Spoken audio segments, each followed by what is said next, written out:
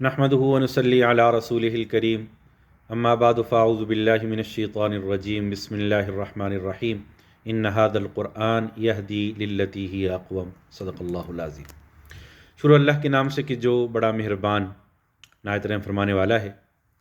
سامعین محترم، آج دوسرے پارے کی تفسیر آپ کے سامنے بیان کرنے کی سعادت حاصل کر رہا ہوں۔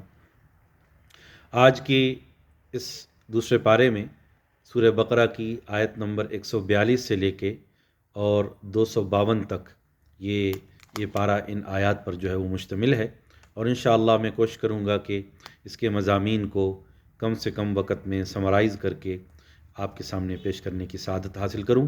اللہ تعالیٰ اس کو میرے لیے، آپ کے لیے برکت کا، دنیا اور آخرت میں بھلائی کا ذریعہ بنائے۔ دوسرے پارے کے شروع کے اندر اللہ رب العالمین نے ارشاد فرمایا وَكَذَلِكَ جَعَلْنَاكُمْ أُمَّةً وَسَطًا لِتَكُونُوا شُهَدَاءَ عَلَى النَّاسِ، کہ ہم نے تم کو ایک اعتدال والی امت بنایا، امت وسط بنایا، درمیانی امت بنایا، تاکہ تم لوگوں پر حق کی گواہی دو۔ تو یہ امت، اس کا ایک اعزاز ہے کہ اللہ تعالیٰ نے اس کو دو انتہاؤں سے بچا کر درمیان والی امت جو ہے وہ بنایا ہے۔ تو اعتدال، نبی اکرم صلی اللہ علیہ وسلم نے اس کے بارے میں فرمایا کہ تمام امور میں خیر الامور اوسطھا، the best way is the way of moderation, سب سے اچھا جو راستہ ہے وہ اعتدال والا راستہ ہے۔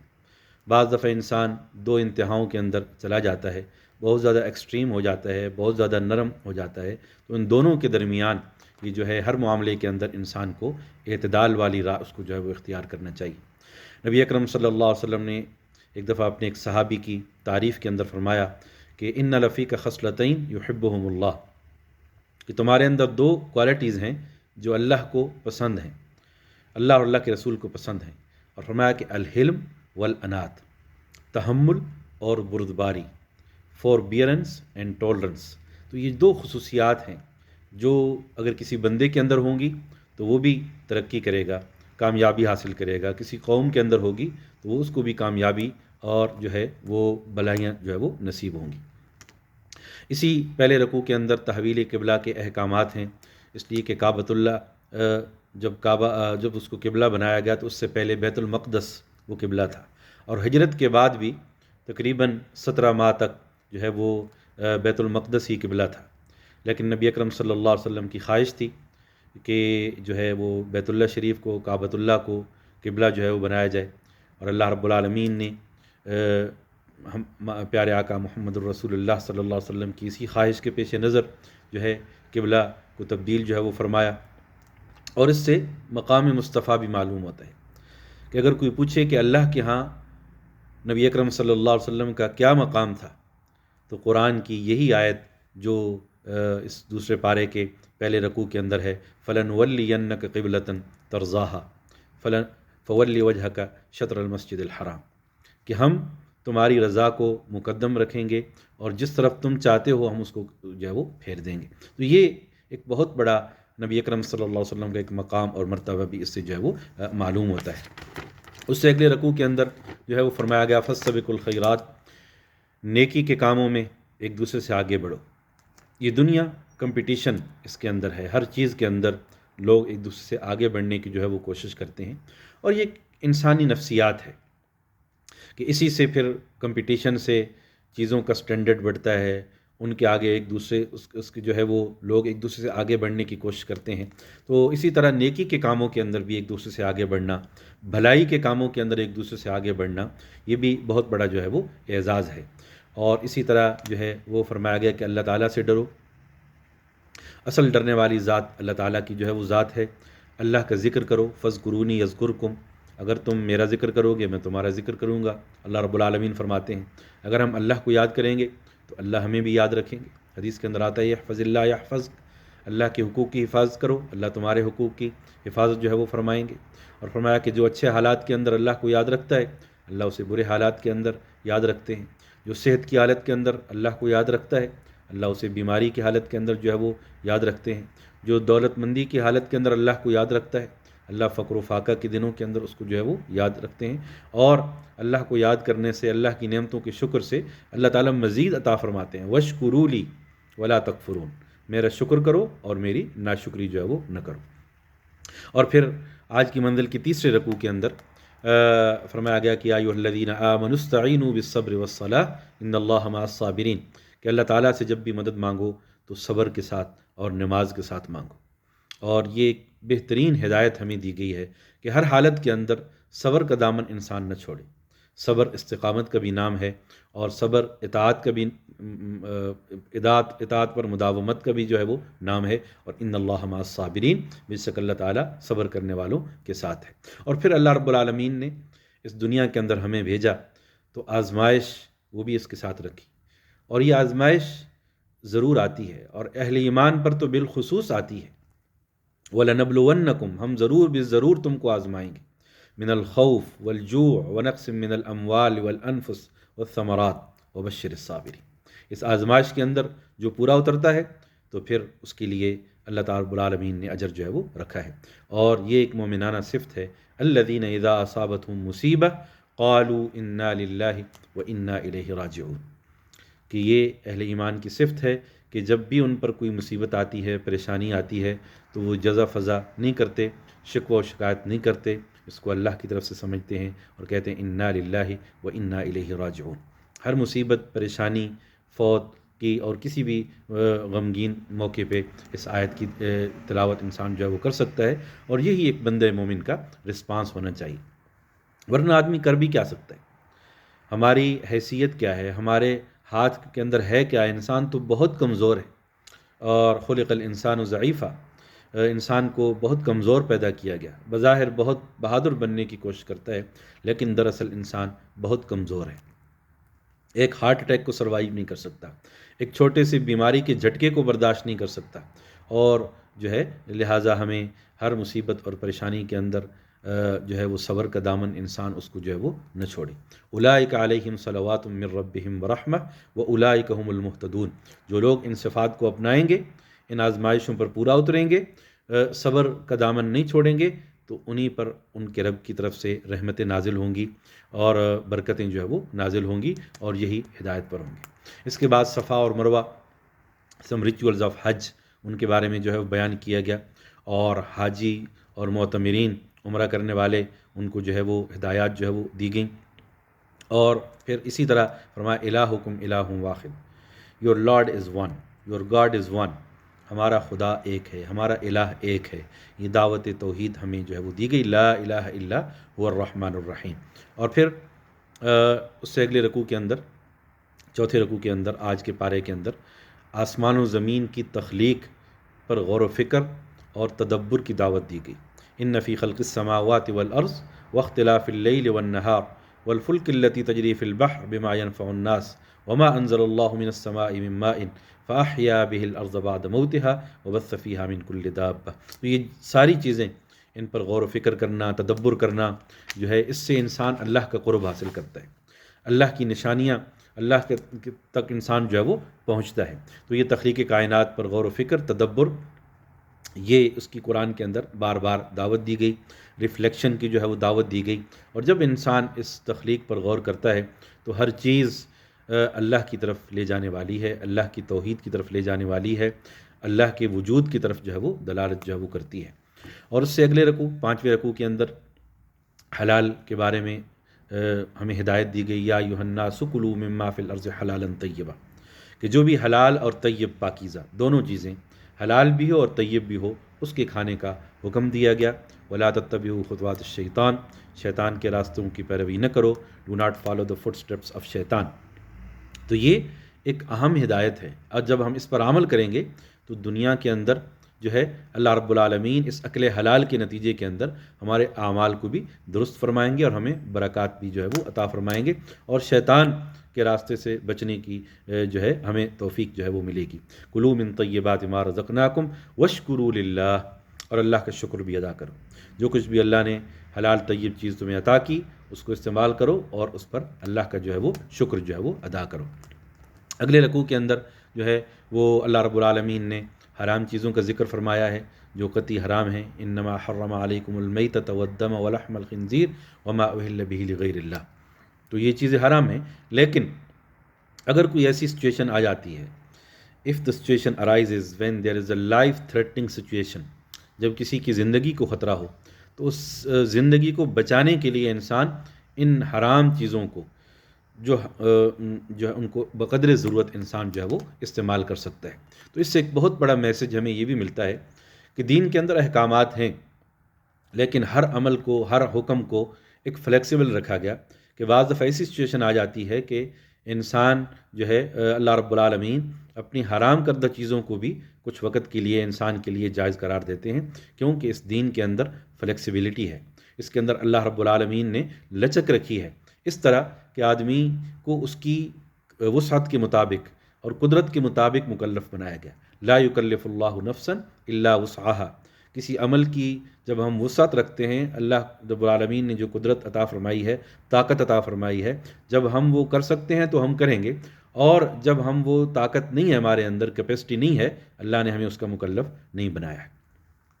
حج اسی پر فرض ہے جس کے پاس پیسے ہیں، پیسے نہیں ہوں گے تو حج فرض نہیں ہے۔ روزے اس پر فرض ہیں جو صحت مند ہے، جو بیماری کا شکار ہے وہ بعد میں رکھے، اور بیماری اگر مستقل ہے تو جو ہے وہ فدیہ دے دے۔ تو یہی چیز جو ہے وہ زکوٰۃ تب ادا کرے گا جب وہ صاحب نصاب ہوگا، صاحب نصاب نہیں ہے تو زکوٰۃ اس کو نہیں ادا کرنی۔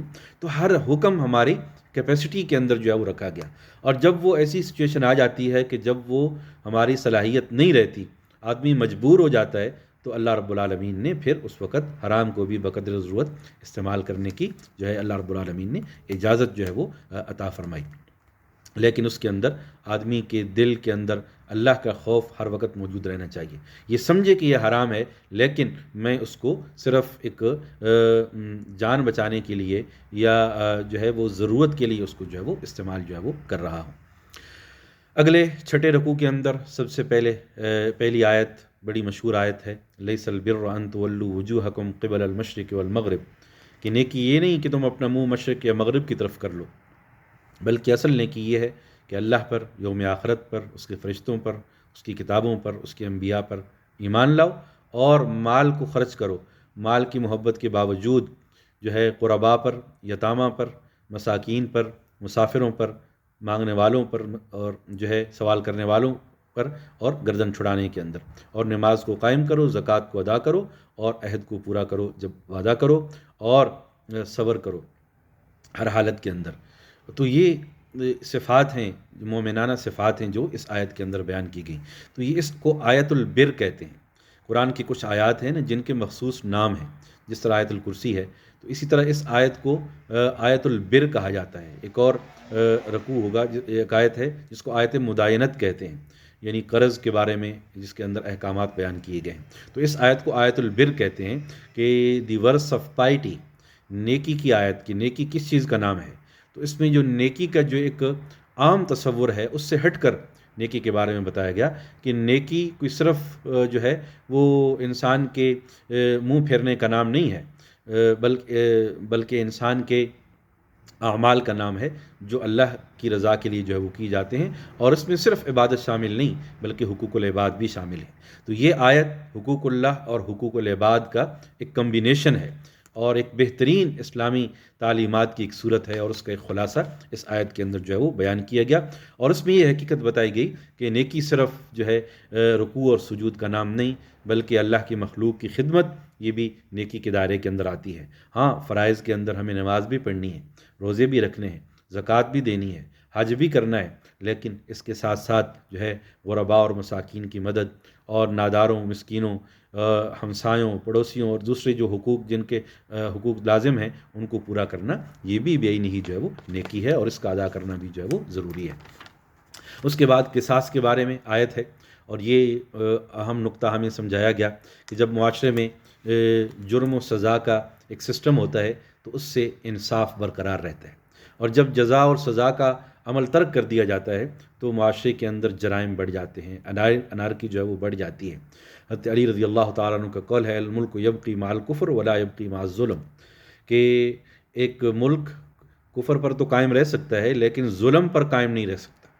ظلم اور injustice, a country can not exist with injustice, ظلم اور زیادتی ملک کے اندر تو کیا، میں تو کہوں گا کہ گھر کے اندر بھی اگر ظلم ہوگا، ایک جماعت کے اندر بھی ظلم ہوگا تو وہ اس پر وہ جماعت نہیں چل سکتی، وہ گھر نہیں چل سکتا، بیوی بچے گھر سے بھاگ جائیں گے اگر ان پر ظلم کیا جائے گا۔ تو عدل، اللہ رب العالمین نے اس دنیا کا نظام عدل پر جو ہے وہ بنایا ہے۔ اقیم الوزن بالقسط ولا تخسروا المیزان، یہ ایک اہم آیت ہے۔ ہم یہ سمجھتے ہیں کہ عدل شاید صرف ججوں کا کام ہے، عدل کرنا صرف عدالتوں کے اندر ہوتا ہے۔ ہر آدمی ایک جج ہے۔ جب میں کلمہ پڑھتا ہوں تو میں مجھے وہ انصاف کرنا چاہیے اپنے رب کے ساتھ، رسول کے احکامات کے ساتھ، اور اسی طرح اپنے آپ کے ساتھ انسان عدل کرے، اللہ سے عدل کرے، اللہ کے رسول کے ساتھ عدل کرے، اپنے آپ کے ساتھ وہ عدل کرے، دوسروں کے ساتھ وہ عدل کرے۔ تو عدل کے لیولز ہیں، اور اس کو جب انسان ان کو برقرار رکھتا ہے تو پھر معاشرے کے اندر امن اور سکون آتا ہے۔ اور جب ہر انسان وہ ناانصافی شروع کر دیتا ہے، عدل کے راستے سے ہٹ جاتا ہے، تو پھر معاشرے کے اندر لڑائی جھگڑے اور فساد وہ شروع ہو جاتا ہے۔ اس کے بعد اگلے رکوع کے اندر روزوں کے مسائل کے بارے میں بیان کیا گیا، ان کی فرضیت کے بارے میں وہ بیان کیا گیا، اور یہ بتایا گیا کہ اگر کوئی نہیں رکھ سکتا، مسافر ہے، بیمار ہے، بعد میں رکھ لے، یا اگر کوئی ایسا ہے کہ جو مستقل طور پر نہیں رکھ سکتا تو وہ فدیہ وہ ادا کر دے۔ تو یہ اللہ رب العالمین نے اس کے اندر ایک بڑا خوبصورت اس کا نچوڑ بیان فرمایا ہے۔ یرید اللہ بکم الیسر ولا یرید بکم العسر، اللہ تعالیٰ تمہارے ساتھ آسانی چاہتے ہیں، مشکل نہیں چاہتے۔ اللہ wants for you to make things easy and not difficult. تو یہ اسینس ہے اسلام کی تعلیمات کا۔ اللہ تعالیٰ کوئی ہمیں زبردستی کوئی کام نہیں کرانا چاہتے۔ جو کام اللہ رب العالمین نے ہمارے لیے رکھا ہے اور ہم اس کو کر سکتے ہیں، اس کو ہمیں کرنا چاہیے، اور کوئی کام ایسا ہے جو ہماری کیپیسٹی سے بڑھ کر ہے تو اللہ رب العالمین نے اس کے لیے ہمیں رخصتی دی ہیں، لیکن ان رخصتوں کو جائز حد تک انسان استعمال کرے۔ ایسا نہیں کہ ایک بندہ برائے نام بیمار ہے اور وہ وہ روزے چھوڑ رہا ہے، تو یہ اللہ کے حکم کی اس رخصت کے ساتھ وہ گویا کہ اس کے ساتھ انصاف وہ نہیں ہے۔ اگلی آیت کے اندر فرمایا گیا وَإِذَا سَأَلَكَ عِبَادِي أَنِّي فَإِنِّي قَرِيبٌ، کہ جب میرے بندے میرے بارے میں پوچھیں تو انہیں بتاؤ کہ میں قریب ہوں۔ اجیب دعوت الداع اذا دعان، جب کوئی مجھے پکارتا ہے تو میں اس کی دعا کو قبول کرتا ہوں۔ فَلْيَسْتَجِيبُوا لِي وَلْيُؤْمِنُوا بِي، چاہیے کہ مجھ ہی سے دعا کرو، مجھ ہی سے مانگو، اور مجھ ہی پر ایمان لاؤ تاکہ وہ ہدایت پائیں۔ تو یہ دعا ایک بہت بڑا ہتھیار ہے۔ الدعاء سلاح المؤمن، دعا بندے مومن کا ہتھیار ہے۔ اور دنیا کے اندر عموماً جہاں بھی آپ درخواست دیتے ہیں، کہیں جاتے ہیں، تو وہ آفیسز ان کے آورز مقرر ہیں، بھئی 8 to 6 یا منڈے ٹو فرائیڈے، لیکن یہ اللہ کا آفس ایسا ہے جو 24 گھنٹے کھلا ہے، 7 days a week، 7 دن 24 گھنٹے، کسی بھی وقت آپ اللہ سے دعا کر سکتے ہیں، اپنی عاجزی اور انکساری اللہ کے سامنے بیان کر سکتے ہیں۔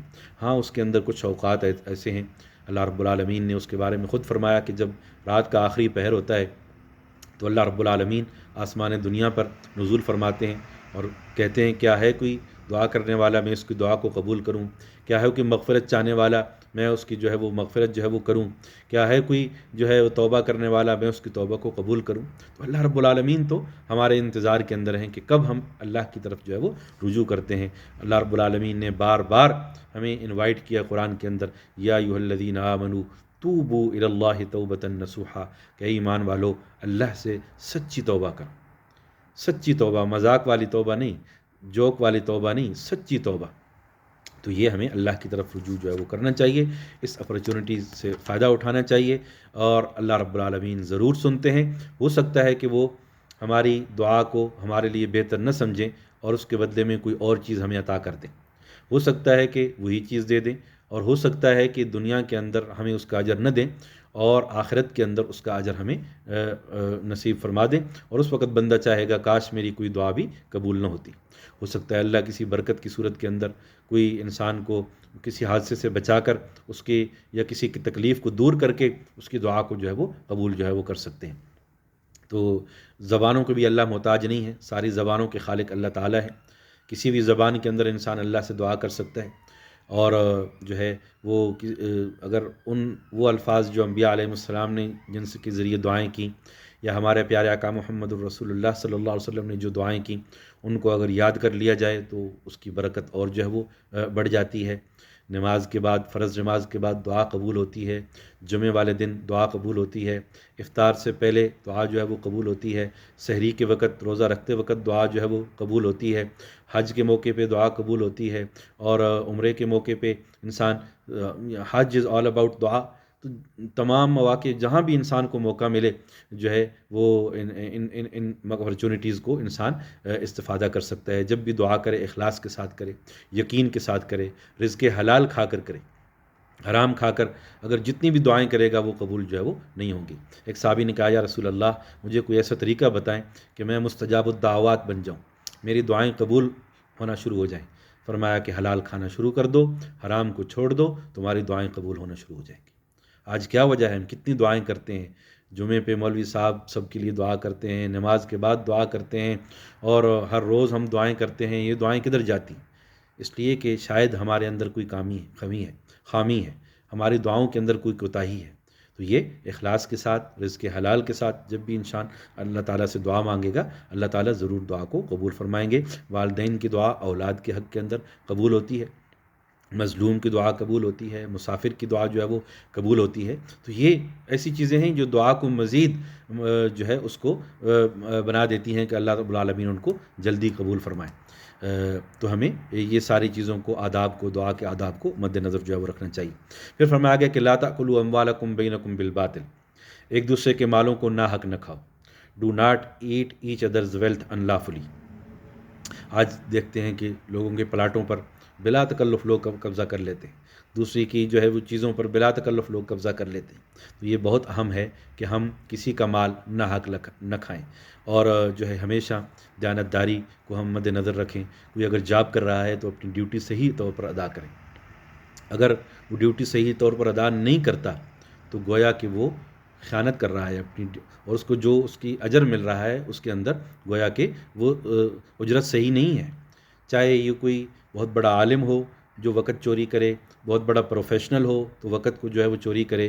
چوری بہرحال چوری ہے، اس کے اندر کمی کرنا، اپنی ڈیوٹی کے اندر کوتاہی کرنا، یہ جو ہے وہ درست نہیں ہے. اسی طرح جو ہے بزنس کے اندر خیانت کرنا، لوگوں کو اور مال بتا کر اور مال بیچنا، یہ بھی جو ہے وہ خیانت ہے. تو اس سے بھی جو ہے وہ بچنا چاہیے. تو جو بھی مال کے ناجائز ذرائع ہیں ان کو انسان چھوڑ دے. فاتقوا اللہ واجملوا فی الطلب، اللہ سے ڈرو اور مال کمانے کی جائز ذرائع کو اور طریقوں کو جو ہے وہ اختیار کرو. پھر قمری کیلنڈر، اس کے بارے میں تھوڑا جو ہے وہ ذکر ہے. لوگوں پوچھتے ہیں چاند کے بارے میں، اس کے بارے میں بتایا گیا کہ یہ تمہارے ٹائم ٹیبل کے لیے ہے. اور اسی طرح جو ہے آگے کچھ آیات ہیں قرآن کے اندر، بعض آیات ایسی ہیں جو آج کے دور کے اندر پروپیگنڈا کے طور پہ استعمال کی جاتی ہیں، آؤٹ آف کنٹیکسٹ جو ہے وہ ان کو استعمال کیا جاتا ہے. تو ان سے بہت احتیاط کی جو ہے وہ ضرورت ہے. آیات کا شان نزول ہے، ان کا بیک گراؤنڈ ہے، ان کا پس منظر ہے، کن حالات کے اندر جو ہے وہ اتری، یہ ساری چیزیں ان کو ضرور جو ہے وہ دیکھنا چاہیے. کسی بھی چیز کو آؤٹ آف کنٹیکسٹ لے کر جو ہے وہ نہیں جو ہے وہ کرنا چاہیے. اور اسی طرح اگلی آیات کے اندر جو ہے اللہ رب العالمین نے حج اور عمرے کے بارے میں فرمایا ہے وَأَتِمُّوا الْحَجَّ وَالْعُمْرَةَ لِلَّهِ، کہ حج اور عمرے کو اللہ کی رضا کے لیے پورا کرو. اور اس سے پہلے فرمایا گیا اللہ کے راستے کے اندر خرچ کرو. اور پھر مناسک حج ان کا جو ہے وہ ذکر ہے، حاجیوں کو ہدایات جو ہے وہ دی گئیں. اشہر حج، حج کے جو مہینے ہیں ان کا جو ہے وہ ذکر ہے. اور پھر حج کے بارے میں ایک بڑی فنڈامنٹل ہدایت دی گئی، بیسک ہدایت دی گئی. فمن فرض فیہن الحج فلا رفث ولا فسوق ولا جدال. حاجی کو چاہیے حج کے دوران بے حیائی کی باتیں، فسق کی باتیں، گالی گلوچ، لڑائی جھگڑا، اس سے جو ہے وہ منع کیا گیا. بدقسمتی سے جن چیزوں سے منع کیا گیا ہے حاجی بڑی آسانی سے ان میں دوبارہ انوالو ہو جاتا ہے، شامل ہو جاتا ہے. تو یہ بہت احتیاط کی ضرورت ہے. بہترین زاد راہ اللہ کا ڈر ہے، تقوی ہے، وہ انسان جو ہے وہ اختیار جو ہے وہ کرے. اور پھر ایک اہم دعا جو ہے وہ سکھائی گئی، ربنا آتنا فی الدنیا حسنہ وفی الآخرۃ حسنہ وقنا عذاب النار، کہ ہمارے رب دنیا کے اندر بھی ہمیں بھلائی عطا فرما اور آخرت کے اندر بھی بھلائی عطا فرما. اس دنیا سے ہم مستغنی نہیں ہو سکتے. یہ دنیا ہماری ضرورت ہے، مال ہماری ضرورت ہے، گھر ہماری ضرورت ہے، فیملی بیوی بچے ہماری ضرورت ہے. کوئی بھی چیز دنیا نہیں ہے. وہ دنیا تب بنتی ہے جب انسان ان کی محبت کی وجہ سے اپنے رب سے دور ہو جاتا ہے. یہ ساری چیزیں اللہ کے قریب کرنے والی ہیں. مال بھی اللہ کے قریب کرتا ہے، اور فیملی بھی، بچے بھی اللہ کے صدقہ جاریہ بن کر اللہ کے جو ہے وہ قریب جو ہے وہ کرتے ہیں۔ تو لہٰذا کوئی بھی چیز بذات خود دنیا نہیں، ہم اس کو خود دنیا بناتے ہیں۔ اس وجہ سے یہ دعا سکھائی گئی، اور یہ دعا اگر قبول ہو جائے تو گویا دنیا اور آخرت کے اندر ہمیں برکات مل جائیں۔ ربنا آتنا فی الدنیا حسنہ وفی الآخرۃ حسنہ وقنا عذاب النار، یہ دعا بار بار کرنی چاہیے۔ اس کے بعد فرمایا گیا ایھا الذین آمنوا ادخلوا فی السلم کافہ، اے ایمان والو دین کے اندر پورے کے پورے داخل ہو جاؤ۔ بعض دفعہ ہم پارشلی ہمارا ایمان ہوتا ہے، پچھلے پارے کے اندر بھی ہم نے پڑھا افتؤمنون ببعض الکتاب وتکفرون ببعض، کتاب کے بعض حصے پر ایمان لاتے ہو اور بعض حصے کی تکفیر کر دیتے ہو، اس کا انکار کر دیتے ہو، یہ ایمان اللہ کے ہاں قبول نہیں۔ نماز بھی فرض ہے، روزے بھی فرض ہیں، زکوٰۃ بھی فرض ہے، حج بھی فرض ہے، اور والدین کے حقوق بھی ہیں، بیوی بچوں کے حقوق بھی ہیں، رشتہ داروں کے حقوق بھی ہیں، پڑوسیوں کے حقوق بھی ہیں، دوسرے انسانوں کے حقوق بھی ہیں، تو یہ جو ہے معاشرتی حقوق بھی ہیں، تو ان کو پورا کرنا اس کو جو ہے وہ دین ہے۔ اور اس کے بعد اگلے رکوع کے اندر ایمان اور آزمائش اس کو بارے میں قرار دیا گیا۔ ام حسبتم ان تدخلوا الجنہ ولما یأتکم مثل الذین خلوا من قبلکم مستهم البأساء والضراء وزلزلوا حتى يقول الرسول والذین آمنوا معه متى نصر اللہ۔ ایمان کے بعد آزمائش بھی آتی ہے، اور اس آزمائش کو، ان ٹرائلز کو فیس کرنا ضروری ہے، اور یہ ہمارے ایمان کا حصہ ہے، اور انہی آزمائشوں سے نکل کر انسان کندن جو ہے وہ بنتا ہے اور سرخ رو ہوتا ہے۔ انفاق کے بارے میں فرمایا گیا ماذا ينفقون، کیا خرچ کریں، کہا کہ جو کچھ بھی خرچ کرو بھلائی میں سے، مال میں سے، تو والدین کے لیے، قرباء کے لیے، یتامہ کے لیے، مساکین کے لیے، مسافروں کے لیے، اور جو بھی تم بھلائی کرو گے، خیر کے کام کرو گے، تو اللہ تعالیٰ کے علم کے اندر ہے۔ ایک صحابی، نوجوان صحابی تھے، اور وہ پاس سے گزرے، شاید اپنے روزگار کے لیے جا رہے تھے، تو صحابہ کرام نے کہا کہ یہ صحت مند نوجوان ہیں، کاش کہ یہ مسجد میں بیٹھے رہتے یا عبادت کے لیے اپنے آپ کو وقف کر دیتے تو کتنا ہی اچھا ہوتا۔ تو نبی اکرم صلی اللہ علیہ وسلم نے ایک بڑی اہم بات ارشاد فرمائی، فرمایا کہ سنو، اگر یہ آدمی اس لیے روزی کمانے کے لیے جا رہا ہے کہ اپنے والدین کی مالی خدمت کرے، تو یہ اللہ کے راستے کے اندر ہے، فہو فی سبیل اللہ۔ اگر یہ اس لیے روزی پر جا رہا ہے کہ اپنے بیوی بچوں کی جو ہے وہ کفالت کرے، تو پھر بھی اللہ کے راستے کے اندر ہے۔ اگر یہ اس لیے مال کمانے کے لیے جا رہا ہے، بزنس پر یا جاب پر اس لیے جا رہا ہے کہ اپنی ضروریات کو پورا کرے، کسی کے سامنے اس کو ہاتھ نہ پھیلانا پڑے، پھر بھی اللہ کے راستے کے اندر ہے۔ ہاں، اگر اس لیے جا رہا ہے کہ مال کما کر تکبر کا ذریعہ بنائے، دوسروں پر فخر کرے، نمائش کا ذریعہ بنائے، تو اب یہ شیطان کے راستے کے اندر ہے۔ تو یہ ہمیں سمجھنا چاہیے کہ روزی کمانا کوئی بری چیز نہیں، جاب پر جانا، بزنس سیٹ اپ کرنا، یہ کوئی چیز نہیں، بلکہ عین عبادت بن سکتا ہے اگر ہماری نیت جو ہے وہ درست ہو۔ اور اس کے بعد جو ہے وہ شراب کی حرمت اور جوئے کی حرمت کے بارے میں تدریجی حکم ہے، اس لیے کہ جب یہ احکامات دیے گئے تو تدریج کے ساتھ دیے گئے، اس لیے کہ وہ لوگ شراب کے عادی تھے، اگر ایک ہی دن میں یہ حکم دیا جاتا تو وہ عمل کرنا شاید ان کے لیے مشکل ہو جاتا، اس لیے کہ بعض دفعہ سڈنلی ایک کام کو کرنا مشکل ہو جاتا ہے، تو اس وجہ سے تدریج کا حکم، گریجولی احکامات جو ہے وہ دیے گئے، ان کے اندر حکمت کا لحاظ جو ہے وہ رکھا گیا۔ اور میں کہتا ہوں کہ یہ احکامات ہمیں آج بھی اپنے بچوں کی تربیت کرتے ہوئے، یا کوئی غیر مسلم اگر مسلمان ہوتا ہے تو یہ ہمیں ان کو سامنے رکھنا چاہیے۔ کسی کو اگر نماز نہیں آتی، وہ نماز پہلے بالکل نہیں پڑھ سکتا تھا، تو آپ یہ کیسے ایکسپیکٹ کر سکتے ہیں کہ کل سے وہ پانچوں نمازیں ساری پورے اہتمام کے ساتھ جو ہے وہ پڑھے گا؟ آپ اس کو ایک نماز پر راضی کریں، ایک نماز کے لیے مسجد میں لے کر آئیں، پھر دو کے لیے لے کر آئیں۔ اسی طرح بچوں کے اندر بھی ہمیں یہ چیز، ورنہ اگر زیادہ سختی کریں گے تو یہ دور سختی کا نہیں ہے، یہ بچے بدک جائیں گے، دین سے متنفر ہو جائیں گے۔ تو ہمیں یہ تدریج کا اصول اور تربیت کے اندر حکمت کا اصول ضرور ذہن کے اندر جو ہے وہ رکھنا چاہیے۔ اگلے رکوع سے خواتین کے کچھ مخصوص احکامات ان کا جو ہے وہ ذکر ہے، کچھ فیملی معاملات کا جو ہے وہ ذکر ہے، نکاح اور طلاق کے احکامات ہیں، ڈائیورس اس کو لاسٹ ریزورٹ کے طور پہ جو ہے وہ بیان کیا گیا۔ حلال چیزوں میں سب سے ناپسندیدہ چیز طلاق ہے، اور یہ ایک آخری آپشن کے طور پر رکھی گئی ہے، تاکہ ہو سکتا ہے کہ بعض دفعہ حالات ایسے آ جاتے ہیں کہ اکٹھا رہنا وہ مزید جبر کا ذریعہ بن جاتا ہے، وائلنس کا ذریعہ بن جاتا ہے، اور مزید جو ہے وہ حقوق شکنی کا ذریعہ بن جاتا ہے۔ تو یہ آخری حل کے طور پر جو ہے وہ بتایا گیا، لیکن یہ کوئی پسندیدہ چیز نہیں ہے، اور اس کو آخری حل کے طور پر ہی جو ہے وہ رکھنا چاہیے۔ فامسکوہن بمعروف او سرحوہن بمعروف، یا تو جو ہے وہ اچھی طریقے سے رکھو یا اچھی طریقے سے چھوڑ دو۔ تو بعض دفعہ بالکل تنگ کرنا، دوسرے کو مینٹلی ٹارچر کرنا، یہ دین اسلام کے اندر اس کی کوئی جو ہے وہ گنجائش جو ہے وہ نہیں ہے۔ اگلے رکوع کے اندر رضاعت کے مسائل، نرسنگ اور سکلنگ کے مسائل ان کو جو ہے وہ دیا گیا، ان کے بارے میں جو ہے وہ بتایا گیا۔ عدت کے احکامات کو جو ہے وہ بتایا گیا کہ جو وڈو ہے اس کی عدت جو ہے وہ کتنی ہے، اور جو ڈائیورسی ہے اس کی جو ہے وہ عدت جو ہے وہ کتنی ہے، 3 مہینے ہے، اور یہ 3 مہینے اور 4 مہینے 10 دن اسلامی مہینے جو ہے وہ شمار ہوں گے۔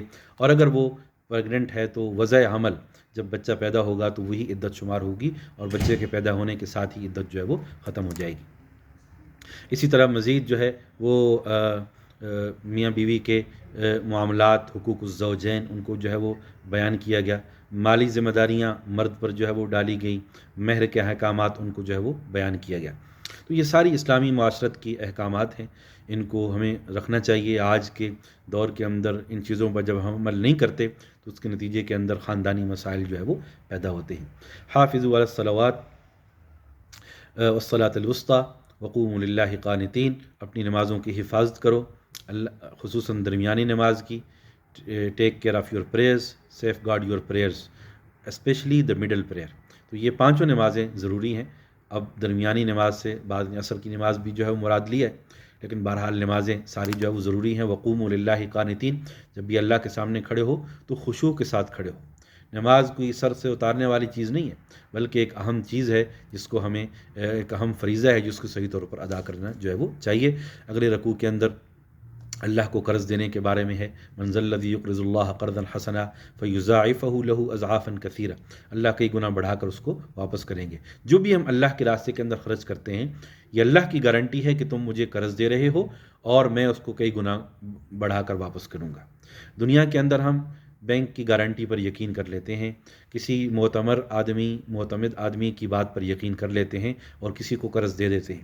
تو اللہ کی یہ گارنٹی ہے کہ اگر تم میرے راستے کے اندر خرچ کرو گے، غربا، مساکین اور جو زکوٰۃ و صدقات کے مصارف ہیں ان پر خرچ کرو گے، تو تم ان کو نہیں دے رہے، تم مجھے دے رہے ہو۔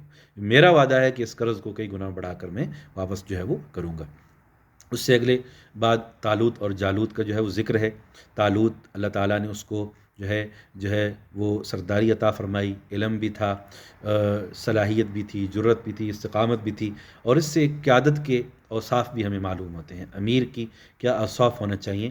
اور امارت ایسی چیز نہیں ہے جو علم، جو مال و دولت کی بنیاد پر ہو یا حسب و نسب کی بنیاد پر ہو، یہ جو ہے وہ علم کی بنیاد پہ ہوتی ہے اور جرت اور استقامت کی بنیاد پر جو ہے وہ ہوتی ہے۔ تو یہ چیزیں طالوت کے اندر بھی تھیں، اگرچہ بظاہر ان کا کوئی جو ہے وہ نہیں تھا، مرتبہ نہیں تھا، لیکن ان صفات کی وجہ سے ان کو جو ہے وہ سردار جو ہے وہ بنایا گیا، اور انہوں نے جالوت کو جو ہے وہ شکست دی۔